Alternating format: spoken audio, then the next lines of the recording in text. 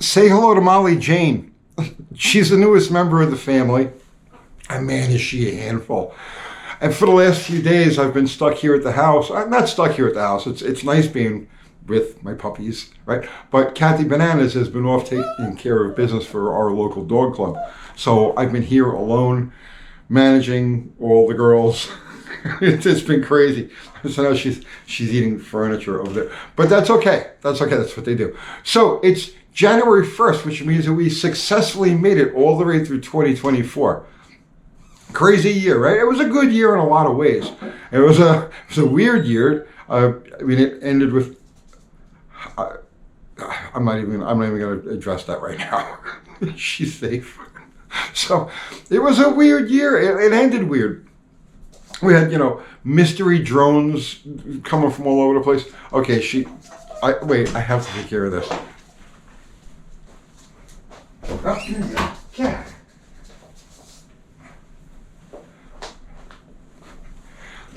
Yeah, so we had mystery drones and shape-shifting orbs and plasmoids, and now we've got mystery fog, which is always a new one, right? Skating on the edge of World War III. Woo-wee! Okay, we're having fun now, right?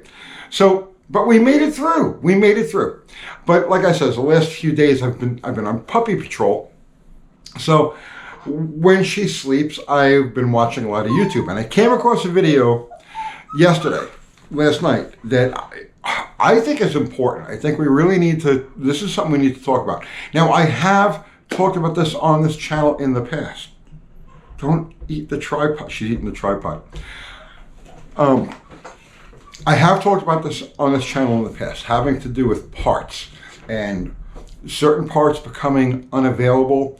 And in the future, as we go forward, a lot of very complicated cars are going to come across some problems that typically we haven't encountered in the past. Now, forget all about trade, forget all about inflation, forget about all of that stuff. We're talking about just the simple supply of necessary parts to keep our cars running. So like I said, I've covered this topic before, but we need to really talk about this because this affects all of us.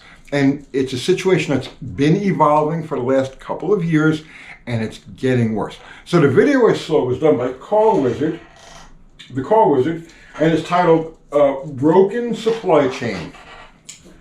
I can't fix cars when I can't get parts. All right. This is a problem. So in this video, and I suggest you go watch the video, I'll just paraphrase it real quick. Now she's eating. Hang on a second.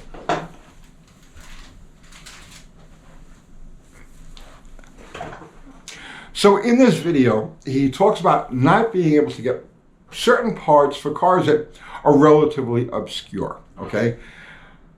When I say relatively obscure, I mean that us as general hot rod, drag racing, muscle car guys wouldn't really be too worried about finding. But he's doing a Hellcat. He's doing a 2016 Hellcat for Hoovie, Hoovie's Garage. I'm sure you know that channel. And during the course of tearing this motor down, actually going to put it back together again, he found a problem with head gaskets. He could not get head gaskets for this thing. I'm like, well, that's kind of, Molly, what? So he could not find head gaskets for a 2016 Hellcat. I'm like, okay, well, maybe just his local supplier didn't have them. No, evidently this is a thing, okay? So if you're not familiar, the Hellcat uses a different set of, I didn't know about this until I went and researched it, just previous to doing this video. All of the late Hemis, 5.7 on up, use a similar MLS gasket, a multi-layer steel gasket. And the gasket is interchangeable from side to side.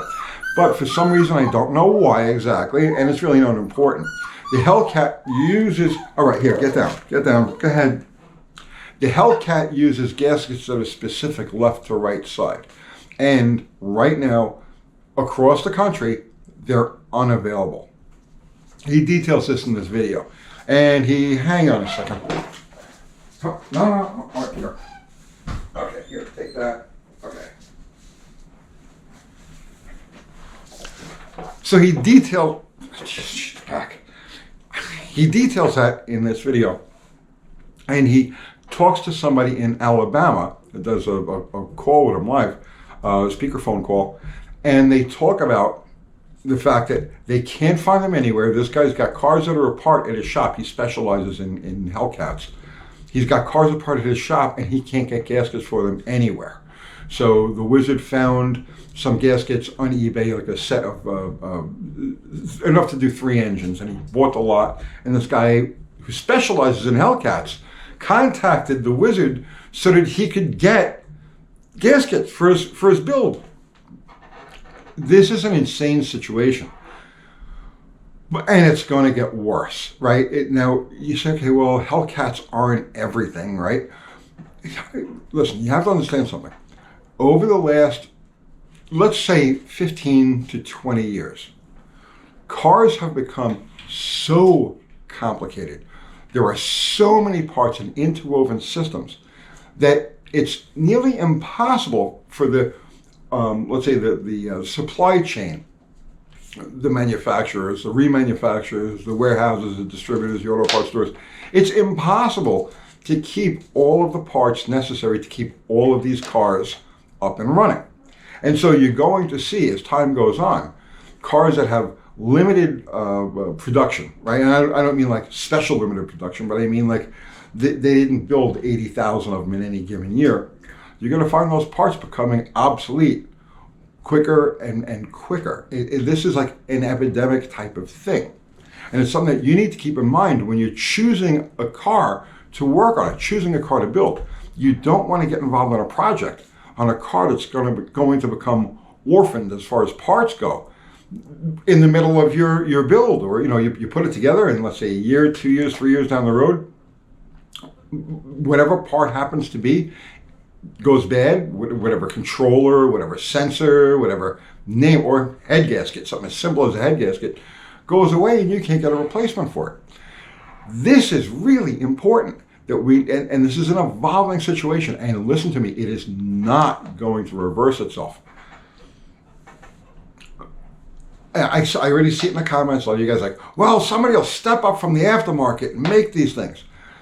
If it's possible to make these things, like for instance, you have a lot of things like, in fact, Wizard talks about transmission control modules, where you can't even use a used transmission control module because all of these things have to talk to each other and it won't recognize a used module.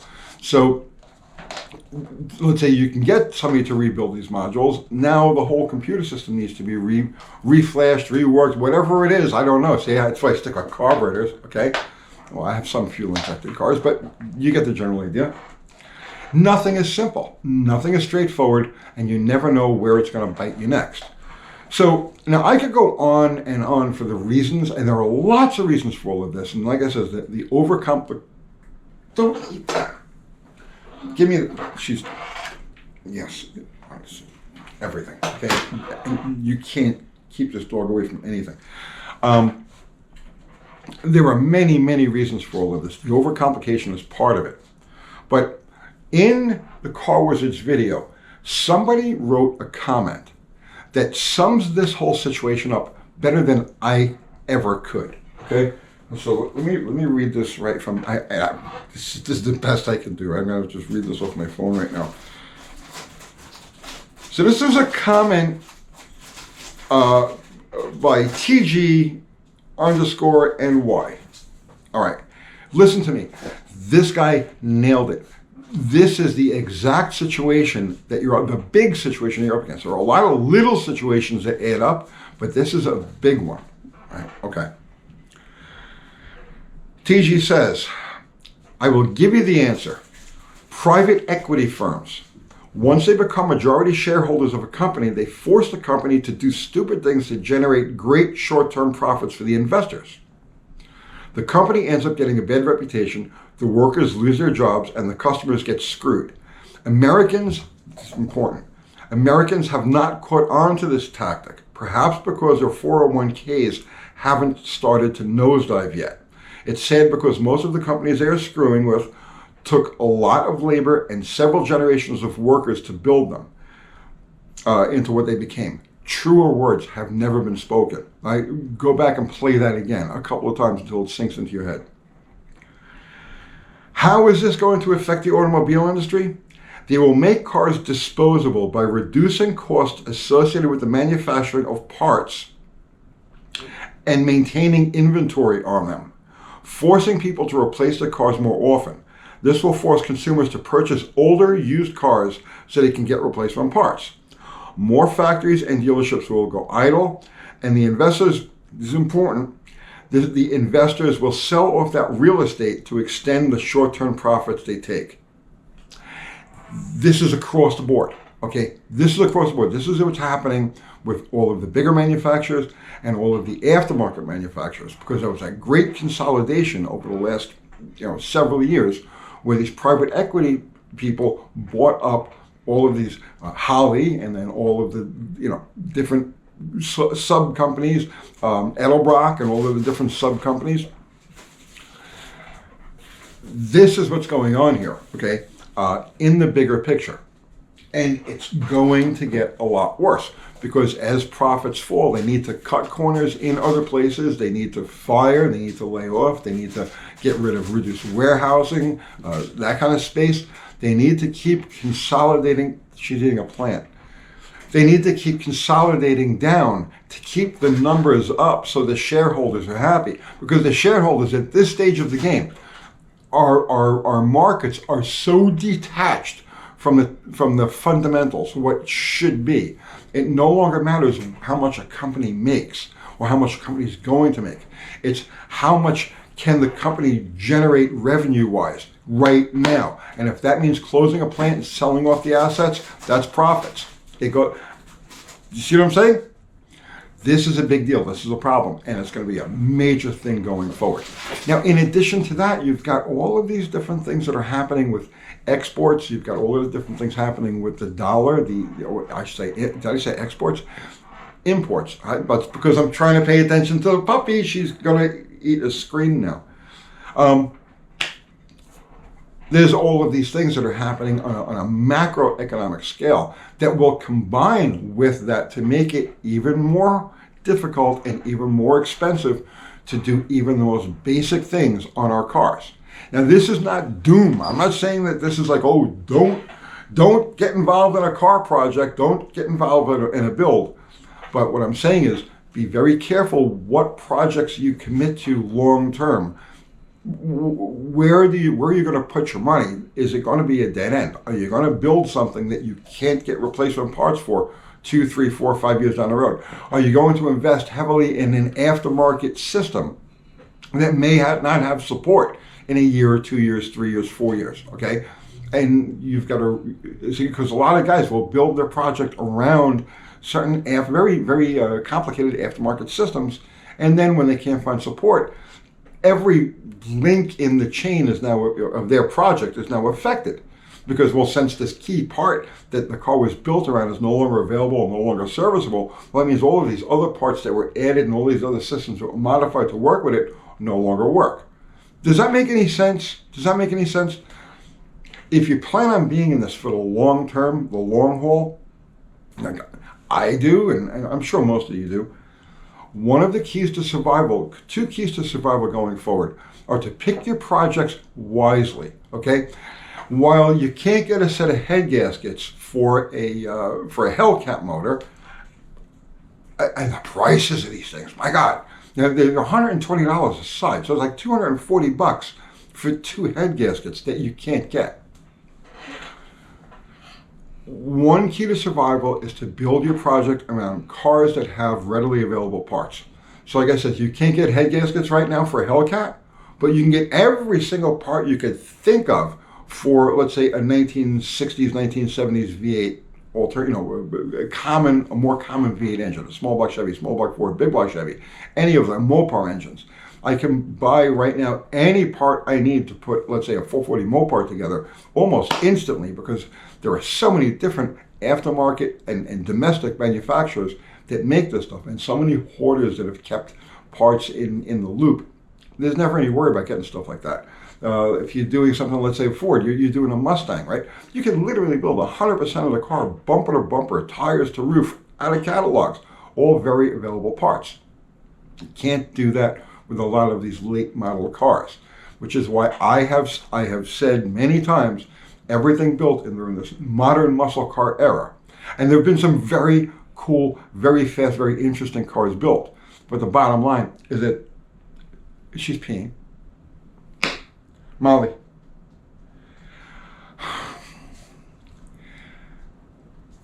The bottom line is that they're disposable. They're not intended for the long haul. Keep that in mind, right? Now, if you do have one of these cars, you're heavily invested in financially and, like, yourself, time, energy, imagination, right? Whatever it happens to be. If you're dealing with one of these later model cars, stock up and hoard everything you possibly can that's interchangeable with your car. There are certain things you really can't do. Like I said, use transmission control modules can't just be programmed in. There's a lot to this, but it's things you need to be aware of, because going forward, it's going to get a lot crazier. And like I said, it's January 1st, it's New Year's Day, 2025, and I have a lot of hope. Long term, bigger picture, I have a lot of hope. I think that things are going to turn very good for us, but it's going to take a year, 2 years, 3 years of real chaos to get there. And I think that machinery-wise, the stuff that two things are going to be a problem. Affordability of simple things like food for a lot of people, but availability and price for the things that we need to keep our cars going and our little automotive culture rolling forward. It's going to be tough, guys. Use your brain, do your homework, hoard as much as you can, and try to avoid stuff of very limited production, whether it's in parts or the cars themselves. Stick with the more mainstream stuff, the more common things. You can never go wrong building a small block Chevy Nova. Do you see what I'm saying? You can't go wrong. You'll always be able to get those parts. So some of you people will make them for you real quick. But when you've got integrated electronics and just insanity, that CAN bus world, okay? No, it doesn't work like that. So, the CarWizard, go watch his video. It was a very good video. Thank you for the inspiration for the video at CarWizard. And I have to go clean pee and other things that she may have done while I tried to make this video. Happy New Year, guys. I wish you the best. I'll see you tomorrow.